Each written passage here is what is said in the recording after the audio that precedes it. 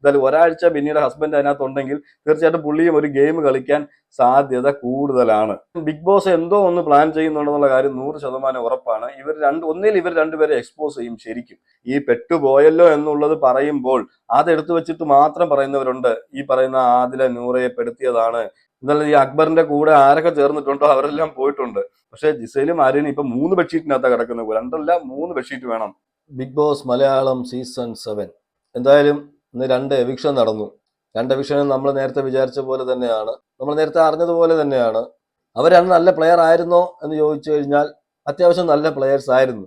പക്ഷെ അവിടെ സാബുമോനൊക്കെ നിൽക്കുമ്പോൾ ഇവർ രണ്ടുപേരും പോകുമ്പോൾ എല്ലാവർക്കും തോന്നും ഇതൊരു ഫെയർ ആയ എവിക്ഷൻ അല്ല, നമുക്ക് എല്ലാവർക്കും തോന്നും, അത് സ്വാഭാവികം. പക്ഷെ അവിടെ വോട്ടിങ്ങിൽ വരുന്ന വ്യതിയാനമാണ് ഇവരെ സ്വാധീനിക്കുന്നത്.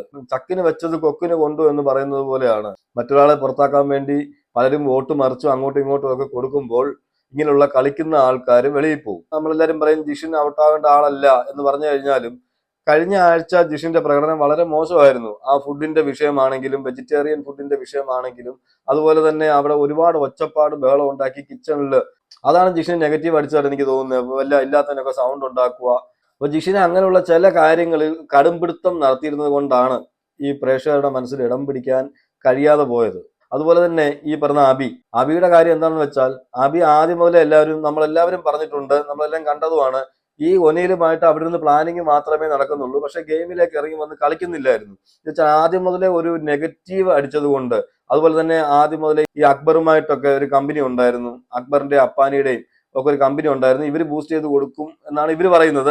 അബിയും ഒനയിലും പറയുന്നത് ഇവര് പറയുന്നത് കേട്ടിട്ടാണ്, ഇവരുടെ സ്ക്രൂവിലാണ് ഈ പറയുന്ന അക്ബർ കളിക്കുന്നത് എന്നൊക്കെയാണ് അവർ ധരിച്ചുകൊണ്ടിരുന്നത്. പക്ഷെ അക്ബറിന്റെ ഒരു സ്റ്റാൻഡിലാണ് അക്ബർ കളിച്ചുകൊണ്ടിരുന്നത് അപ്പാനിയൊക്കെ ഉള്ളപ്പോൾ. അപ്പം മുതലേ ഇവരെല്ലാം ജനങ്ങളുടെ മനസ്സിൽ ആ സമയത്തൊന്നും ഇടം പിടിക്കാൻ പറ്റിയില്ല. അതാണ് ഇവർക്ക് വന്ന ഫാൾട്ട്. അപ്പൊ അങ്ങനെയുള്ള ജനങ്ങളുടെ മനസ്സിൽ ഇടം പിടിക്കാൻ കഴിയാത്തത് കൊണ്ട് മാത്രമാണ് ഇവർ ഔട്ടായി പോയത്. ഈ പറഞ്ഞ അബി തന്നെ ഇപ്പൊ ഒനിയിലിരുന്ന് പറയുന്നത് ഞാൻ കേട്ടു, ഈ പറഞ്ഞ ജിസേലിന്റെ കൂടെ ആരിന്റെ കൂടെ ഞങ്ങൾ ചേർന്നിട്ടില്ല, നമ്മൾക്ക് അങ്ങനെ ഒരു പ്ലേയുടെ ആവശ്യമില്ല എന്ന് പറഞ്ഞാലും ഉറപ്പായിട്ടും ചേർന്നിട്ടുണ്ട്. ഇൻഡയറക്റ്റഡ് ആണെങ്കിലും അവര് അക്ബറിനെ താങ്ങിക്കൊണ്ട് തന്നെ അക്ബർ എവിടെ നിൽക്കുന്നോ അവിടെ നിന്നുകൊണ്ട് തന്നെ ഒരു നെഗറ്റീവ് ഗെയിം അവർ കളിച്ചിരുന്നു ആദ്യമൊക്കെ. അതൊക്കെ ഇവർക്ക് നെഗറ്റീവായിട്ട് തന്നെ വന്നിരുന്നു. ആ നെഗറ്റീവ് തന്നെയാണ് ഈ അബി പുറത്താകാനും കാര്യം. എനിക്ക് അങ്ങനെയാണ് തോന്നുന്നത്. ആ നെഗറ്റീവ് പ്ലേയിൽ വീണു പോയതാണ്. എന്നാലും ഈ അക്ബറിന്റെ കൂടെ ആരൊക്കെ ചേർന്നിട്ടുണ്ടോ അവരെല്ലാം പോയിട്ടുണ്ട്. എന്നുവെച്ചാൽ ജനങ്ങൾ ആദ്യം മുതലേ ഈ ഷോയെ വിലയിരുത്തി വരുമ്പോൾ അവരുടെ മനസ്സിൽ ഒരു കണ്ടസ്റ്റൻസിനെ ഒന്ന് കയറ്റി കഴിഞ്ഞാൽ അവർ നെഗറ്റീവോ പോസിറ്റീവോ ഏതെന്ന് പറഞ്ഞാലും അതിനെ ന്യായീകരിക്കാനേ ശ്രമിക്കത്തുള്ളൂ. ആദ്യത്തെ സീസൺ മുതൽ നമ്മൾ നോക്കിക്കഴിഞ്ഞാൽ നമുക്ക് മനസ്സിലാവുന്ന അങ്ങനെയാണ്. നെഗറ്റീവായിട്ടിരുന്ന ഒരാള് പെട്ടെന്ന് പോസിറ്റീവായിട്ട് കളിച്ചെന്നിരിക്കട്ടെ, എന്നാൽ പോലും അക്സെപ്റ്റ് ചെയ്യാൻ ജനങ്ങൾ തയ്യാറാകത്തില്ല. എന്ന് വെച്ചാൽ അവരുടെ മനസ്സിൽ മറ്റുള്ള വിഷയങ്ങളാണ് കിടക്കുന്നത്, മുമ്പേ നടന്ന വിഷയങ്ങൾ. ഇതൊക്കെ ഇതിനെ സ്വാധീനിച്ചിട്ടുണ്ട്. എന്തായാലും ഇന്നത്തെ വീക്കെൻഡ് എപ്പിസോഡിൽ വന്നിട്ട് ആദിലയോട് ലാലേട്ടൻ ചോദിക്കുന്നുണ്ട്, ആദില എന്തിനാണ് ഇങ്ങനെ ഇത്രയും ദേഷ്യപ്പെടുന്നത്? ആദില ഈ ആഴ്ച മൊത്തവും ഇറിറ്റേറ്റിംഗ് ആയിരുന്നു, പ്രേക്ഷകർക്കും ഇറിറ്റേറ്റിംഗ് ആയിരുന്നു എന്നൊക്കെ പറയുന്നുണ്ട്. അത് കഴിഞ്ഞ ശേഷം അനീഷിനോട് കാര്യങ്ങൾ ചോദിക്കുന്നുണ്ട്. അനീഷും വ്യക്തമായിട്ട് പറയുന്നുണ്ട്, ഞാൻ ചുമ്മാ നിൽക്കുമ്പോൾ എൻ്റെ അടുത്ത് വന്നിട്ട് വഴക്കുണ്ടാക്കുമായിരുന്നു, എന്ത് കാരണത്താലാണെന്ന് എനിക്ക് അറിയത്തില്ല, ചെറിയ കാര്യങ്ങൾക്ക് പോലും വലുതായിട്ട് ചൂടാവുന്ന പോലെയൊക്കെ തോന്നിയിട്ടുണ്ടെന്ന്. അപ്പൊ ആദില അവിടെ പറയുന്നുണ്ട്, എനിക്ക് ഏറ്റവും ഇഷ്ടമുള്ള ആൾക്കാരോടാണ് ഞാനിങ്ങനെ ചൂടാകുന്നത് എന്നൊക്കെ പറയുന്നുണ്ട്. അതുപോലെ ഫിസിക്കൽ അസാൾട്ടിനെ കുറിച്ച് ചോദിക്കുന്നുണ്ട്. ഫിസിക്കൽ അസാൾട്ട് നടത്തിയിരുന്നു എന്നുള്ളതിന് തെളിവുണ്ട്. പക്ഷേ അനീഷിന് അത് കംപ്ലൈന്റ് ഇല്ലാത്തതുകൊണ്ടാണ് അത് അധികം വലിയ ചർച്ചയിലേക്ക് പോകാതിരുന്നത്. അവിടെ ഷാനവാസ് ആ സമയത്ത് ഒരു കാര്യം പറയുന്നുണ്ട്. ഷാനവാസ് പറയുന്നുണ്ട്, ഇവരോട് രണ്ടുപേരോടും എനിക്ക് ഇഷ്ടമാണ്. പക്ഷെ ഇവർ രണ്ടുപേരുടെയും ഈ വിഷയങ്ങൾ ഞാൻ പല പ്രാവശ്യം ഇവരോട് ഞാൻ പറഞ്ഞു കൊടുത്തിട്ടുണ്ട്, നിങ്ങൾ ഇങ്ങനെ കിടന്ന് തല്ല് പിടിക്കരുത്, അത് വെളിയിൽ പോകുമ്പോഴത്തേക്ക് അത് ബോറാകും, അത് കണ്ടുകൊണ്ടിരിക്കുമ്പം പലർക്കും അത് ബോറായിട്ട് തോന്നും, അത് നിങ്ങളെ ശരിക്കും ബാധിക്കും എന്നൊക്കെ പറഞ്ഞിട്ടുണ്ട്. കൂടുതലും ആദിലയോടാണ് പറഞ്ഞേക്കുന്നത്, അനീഷിനെ പോയി പറഞ്ഞ് ചുമ്മാ ഇങ്ങനെ ചൊറിയരുതെന്ന്. അത് പറഞ്ഞിട്ടുള്ളതാണ്, നമ്മളെല്ലാം കേട്ടതാണ്. അതുപോലെ തന്നെ ഷാനവാസ് ഈ പറയുന്ന അനീഷിനോടും പറയുന്നുണ്ട്. അനീഷ് ഒരു പ്രാവശ്യം പറയുന്ന കാര്യം പിന്നെ റിപ്പീറ്റ് അടിച്ച് പറഞ്ഞുകൊണ്ടിരിക്കുക, അത് ഇറിറ്റേറ്റ് ആകുമെന്നുള്ളത്. സത്യമായിട്ട് നമ്മളാണെങ്കിലും ആ ബിഗ് ബോസ് ഹൗസിനകത്തുണ്ടെങ്കിൽ നമുക്കും അതൊരു ഇറിറ്റേഷൻ ആയിട്ട് തോന്നും. ഒരു കാര്യം ഒരാൾ പലതവണ പറയുമ്പോൾ നമുക്കിപ്പം ബിഗ് ബോസ് ഹൗസിനകത്ത് പോകണമെന്നില്ല, നമ്മുടെ കൂടെ ഇരിക്കുന്ന സുഹൃത്തായിക്കോട്ടെ ആരെങ്കിലും ആയിക്കോട്ടെ, ഒരു കാര്യം നമ്മൾ റിപ്പീറ്റ് ചെയ്ത് 3, 4, 5 പ്രാവശ്യം പറഞ്ഞു കഴിയുമ്പോൾ നമുക്ക് തന്നെ ബോറടിക്കത്തില്ലേ, നമുക്കതിന് ദേഷ്യം വരും. അത് സ്വാഭാവികമാണ് മനുഷ്യർക്ക്. അത് തന്നെയാണ് അവർ അനീഷിനോട് ബോധിപ്പിച്ചു കൊടുത്തതും. അപ്പൊ ലാലേട്ടൻ ചോദിക്കുന്നുണ്ട്, പുള്ളിക്കാരൻ വന്നപ്പോൾ മുതലേ അങ്ങനെ ആയിരുന്നല്ലോ എന്നുള്ളത്. പക്ഷെ പുള്ളി വന്നപ്പോൾ ഇത്രയും കമ്പനി ഇല്ല, ഈ പറയുന്ന ആരുമായിട്ടും ഇത്രയും വലിയ സംസാരങ്ങളോ കാര്യങ്ങളോ ഒന്നും ഇല്ല. ഇപ്പോഴാണ് അവിടെ നിന്ന് പഴകി എല്ലാവരുമായിട്ട് കമ്പനിയായി. അപ്പൊ അവർക്ക് ഇത് കേട്ട് ഈ പുള്ളിക്കാരുടെ ആദ്യം മുതലേ പുള്ളിക്കാരൻ ഇങ്ങനെ പറയുന്നത് കേട്ട് അവരുടെ മനസ്സിൽ ഇങ്ങനെ പതിഞ്ഞു പോയി, പുള്ളിക്കാരൻ ഒരു കാര്യം തന്നെ റിപ്പീറ്റ് ചെയ്യുന്നു. ചിലർക്ക് ഈ സ്വഭാവം പിടിക്കത്തില്ല. അങ്ങനെയാണ് ഞാൻ കഴിഞ്ഞ എന്റെ വീഡിയോയിൽ ഞാൻ പറഞ്ഞിട്ടുണ്ട്, ആദിലയ്ക്ക് അങ്ങനെ ഒരു ദേഷ്യം ഉണ്ടായിരുന്നു. അതുപോലെ തന്നെ ആദില ഇതിനകത്ത് പറയുന്ന ഒരു മറ്റൊരു വിഷയം ഉണ്ടായിരുന്നു, എനിക്ക് എന്റെ അച്ഛനെ പോലെ തോന്നുന്നു, അച്ഛനെ ഇതുപോലെയാണ്, വന്ന് ഇറിറ്റേറ്റ് ചെയ്തുകൊണ്ടേയിരിക്കും, എനിക്കത് ഇഷ്ടമല്ല എന്നുള്ള രീതിയിലൊക്കെ അവിടെ ആദില പറഞ്ഞിരുന്നു. എന്തായാലും ആദിലയ്ക്ക് പക്കാ നെഗറ്റീവാണ് വെളിയിൽ എന്നുള്ളത് അറിയിച്ചു കൊടുത്തു. അത് നൂറയോട് തന്നെ ലാലേട്ടൻ ചോദിക്കുന്നുണ്ട്, എന്താണ് ഇതിങ്ങനെ തന്നെയാണോ ആദിലാന്ന്. അപ്പൊ നൂറ പറയുന്നുണ്ട് ഇങ്ങനെയാണ്, ഇത് എങ്ങനെ സഹിക്കുന്നു ചോദിക്കുമ്പോൾ പറഞ്ഞുകൊണ്ട് പെട്ടുപോയല്ലോ എന്നുള്ളത്. ഈ പെട്ടുപോയല്ലോ എന്നുള്ളത് പറയുമ്പോൾ അതെടുത്തു വെച്ചിട്ട് മാത്രം പറയുന്നവരുണ്ട്, ഈ പറയുന്ന ആദില നൂറയെ പെടുത്തിയതാണ്, ആദില നൂറയെ ചതിച്ചതാണ്, ചതിയിലൂടെ നേടിയെടുത്തതാണെന്നൊക്കെ പറയുന്നുണ്ട്. പക്ഷെ എനിക്ക് അങ്ങനെ തോന്നുന്നില്ല, അതൊരു കോമൺ ടോക്കായിട്ട് പറഞ്ഞതാണ്. എന്തായാലും വന്നു പെട്ടുപോയല്ലോ എന്നുള്ള രീതിയിൽ പറഞ്ഞു എന്നാണ് എനിക്ക് തോന്നുന്നത്.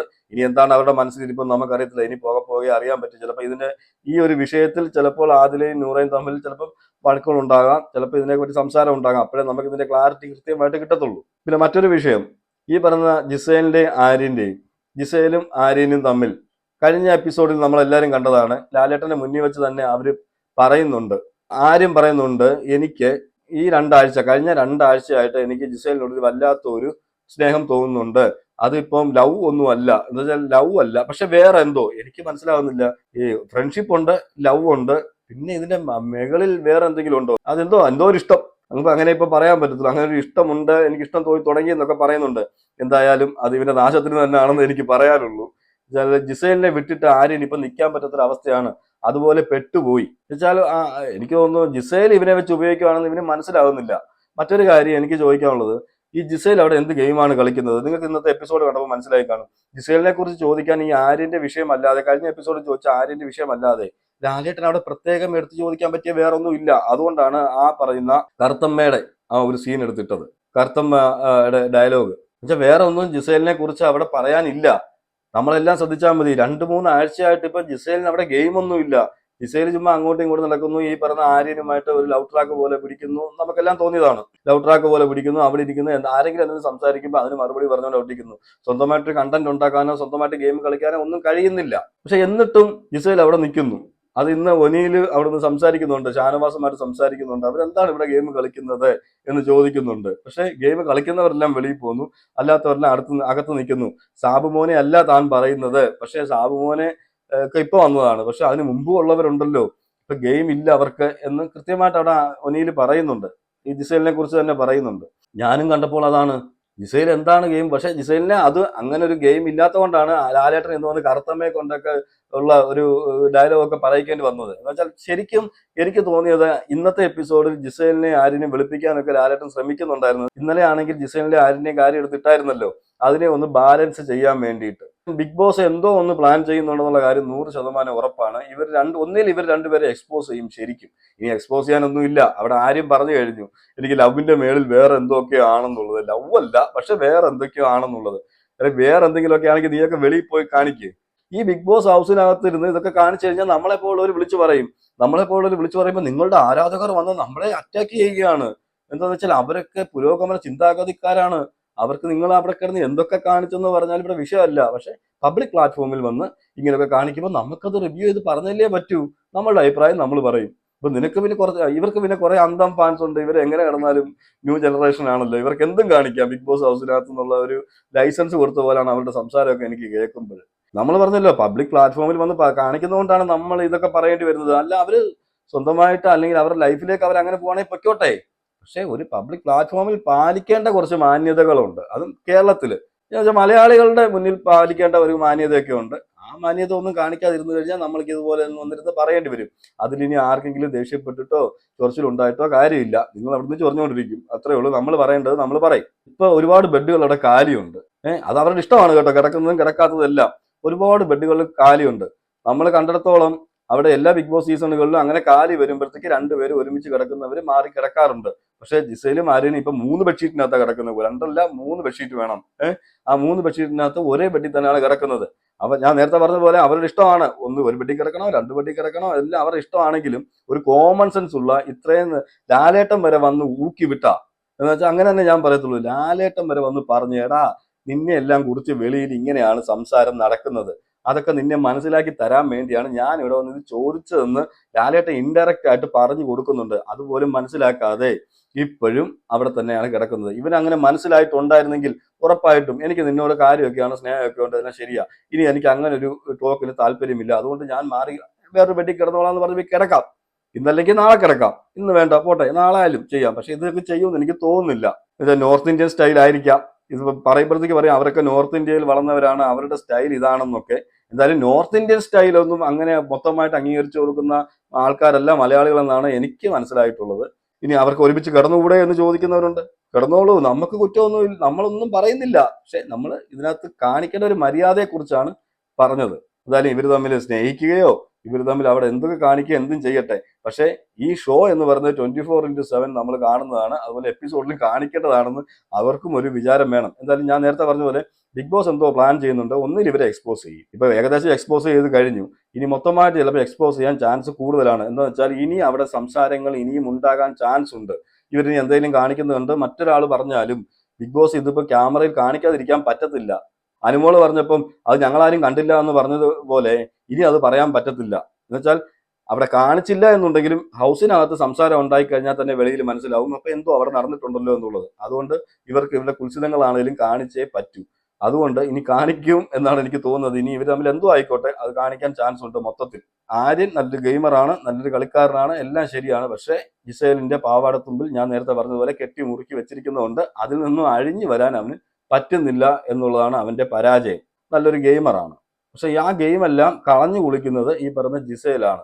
അത് മനസ്സിലാക്കാനുള്ള ബോധവും ബുദ്ധിയും ലാലേട്ടൻ വന്ന് അവിടെ പറഞ്ഞു കൊടുത്തിട്ട് പോലും മനസ്സിലാകുന്നില്ല എന്നുണ്ടെങ്കിൽ ഇതിൽ മേളിൽ ആര് പറഞ്ഞാലും ഇവർക്ക് മനസ്സിലാകില്ല. അപ്പൊ ഞാൻ പറയുന്നത്, തളിച്ച വഴിയെ വന്നില്ലെങ്കിൽ പോകുന്ന വഴിയെ തളിച്ചു വിടുക എന്നൊരു ചൊല്ലുണ്ടല്ലോ, അതായിരിക്കാം ഇനി ബിഗ് ബോസും കരുതിയിരിക്കുന്നത്. അതേ ഉള്ളൂ. പിന്നെ ഇന്ന് വലുതായിട്ട് എടുത്തു പറയത്തക്ക ഒന്നും എപ്പിസോഡിൽ നടന്നിട്ടില്ല. പ്രത്യേകിച്ച് എപ്പിസോഡുകളിലൊന്നും നടന്നിട്ടില്ല. ഇനിയിപ്പോൾ ഫാമിലി വീക്കൊക്കെ വരികയാണ്. ഇനി ഫാമിലി വീക്കിൽ ഇപ്പം ബിന്നിയുടെ ഹസ്ബൻഡ് ആണെന്ന് തോന്നുന്നു കയറുന്നത്. ഒരാഴ്ച നിൽക്കാമെന്ന് തോന്നുന്നു. പുള്ളി ഒരു സെലിബ്രിറ്റി ആണല്ലോ. ഇനി പുള്ളി പോയിട്ട് എന്ത് ഗെയിം കളിക്കുമെന്ന് എനിക്ക് അറിയില്ല. ഞാൻ പല സീസണുകളിൽ ഇറങ്ങുന്ന മത്സരാർത്ഥികളൊക്കെ പറയുന്നത് ഞാൻ കേട്ടിട്ടുണ്ട്. ബിഗ് ബോസ് ഇങ്ങനെ കയറുന്നവരോട് ഇൻസ്ട്രക്ഷൻസ് ഒക്കെ കൊടുത്തു വിടാറുണ്ട്. ഇങ്ങനെ സംസാരിക്കണം, അങ്ങനെ സംസാരിക്കണം, ഇത് ചെയ്യണം, അത് ചെയ്യണം എന്നൊക്കെ. എന്തായാലും ഒരാഴ്ച ബിന്നിയുടെ ഹസ്ബൻഡ് അതിനകത്തുണ്ടെങ്കിൽ തീർച്ചയായിട്ടും പുള്ളിയും ഒരു ഗെയിം കളിക്കാൻ സാധ്യത കൂടുതലാണ്. എന്തായാലും ബാക്കിയുള്ളവരുടെയൊക്കെ ഫാമിലി വരുന്നുണ്ട്. അവരിന് എത്ര ദിവസം നിൽക്കുമെന്ന് എനിക്കറിയില്ല. എന്തായാലും ഒരാഴ്ച നിൽക്കാൻ ബിന്നിയുടെ ഹസ്ബൻഡിന് കഴിയുന്നത്, ഹസ്ബൻഡാണ് കയറുന്നതെന്നാണ് അറിയുന്നത്, ബിന്നിയുടെ ഹസ്ബൻഡിന് പറ്റും എന്നുള്ളതാണ്. എന്തായാലും പുള്ളിയുടെ ഒരു ഗെയിം നമുക്ക് കാണാൻ പറ്റും. പുള്ളി ഇനി ഏത് രീതിയിലാണ് അവിടെ ഗെയിം കളിക്കാൻ പോകുന്നത് എന്നുള്ളത്. എന്തായാലും പ്രത്യേകിച്ച് പിന്നെ വേറെ ഒന്നും നടന്നിട്ടില്ല. ഇതൊക്കെയാണ് എടുത്തു പറയത്തക്ക, വലുതായിട്ടുള്ള കാര്യങ്ങളൊന്നും നടന്നിട്ടില്ല. ഇനി നമുക്ക് മുന്നോട്ട് നോക്കാം. ഇനി മുന്നോട്ടൊക്കെ എന്തൊക്കെയാണ് സംഭവിക്കാൻ പോകുന്നത് എന്നുള്ളത്. ആര്യന് ജിസേലിനെ മനസ്സിലാകുമോ, അല്ലെങ്കിൽ ജിസേലും ആര്യനും രണ്ടുപേരും രണ്ടായിട്ട് നിന്ന് ഗെയിം കളിക്കുമോ, അല്ലെങ്കിൽ ഇനിയും പഴയ പോലെ തന്നെ ഇങ്ങനെ തുടരുമോ? അതുപോലെ തന്നെ ഷാനവാസിന്റെ ഗെയിം എങ്ങനെ മാറുന്നു, അക്ബറിന്റെ ഗെയിം എങ്ങനെ മാറുന്നു, അങ്ങനെ പലരുടെയും, ഒനീലിന്റെ ഗെയിം ഇനി എങ്ങനെ ചേഞ്ച് ആവും, ഇപ്പം അബി കൂടെ ഇല്ലാതിരിക്കുന്ന സ്ഥിതിക്ക് ഇനി എങ്ങനെ ചേഞ്ച് ആകും, അതുപോലെ അനുമോള്, എല്ലാവരും ഈ പറയുന്ന എല്ലാവരുടെയും ഗെയിം ഇനി ചേഞ്ച് ആകാൻ ചാൻസ് ഉണ്ട്. എന്തായാലും നമുക്ക് നോക്കാം ഏത് രീതിയിലാണ് ചേഞ്ച് ആകുന്നത് എന്നുള്ളത്. എന്തായാലും നിങ്ങൾ നിങ്ങളുടെ അഭിപ്രായങ്ങൾ കമന്റ് ചെയ്യുക. മറ്റൊരു വീഡിയോ ആയിട്ട് നമുക്ക് കാണാം.